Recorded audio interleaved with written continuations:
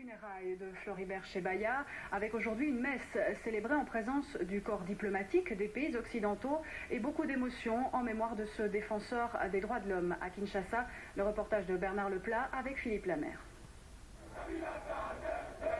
C'est entouré d'une foule de sympathisants que la dépouille de Floribert Chebeya, la voix des sans-voix, est arrivée à la cathédrale Notre-Dame de Kinshasa. Dans la foule, des militants de l'UDPS accusent le pouvoir d'être responsable de sa mort. Pour les associations de droits de l'homme, c'est l'assassinat de trop.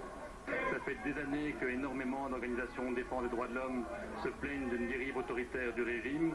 Ici, on a un cran plus loin. Tous ceux qui, d'une manière ou d'une autre, peuvent jouer un rôle de contestation publique, être la voix des sans-voix, sont systématiquement inquiétés.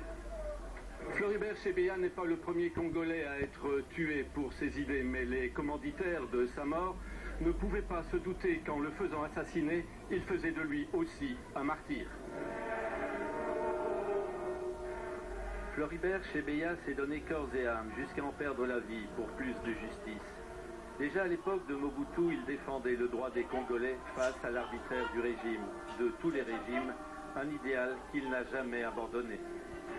Aujourd'hui, celui que nous pleurons était la voix des sans-voix.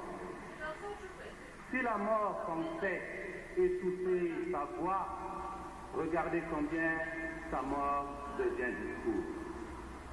Oui, la mort de Chebeya a parlé, la mort de Floribert parle, la mort de Floribert parlera. Dans la foule, parmi le corps diplomatique, l'ambassadeur de Belgique a tenu à être présent. Un hommage aux défunts, mais aussi une mise en garde à l'égard de ceux qui ont armé les assassins. Aujourd'hui, la famille et la grande majorité des Congolais, ainsi que la communauté internationale, demandent que toute la lumière soit faite sur l'assassinat de Floribert Chebeya. Oui, le Congo dont on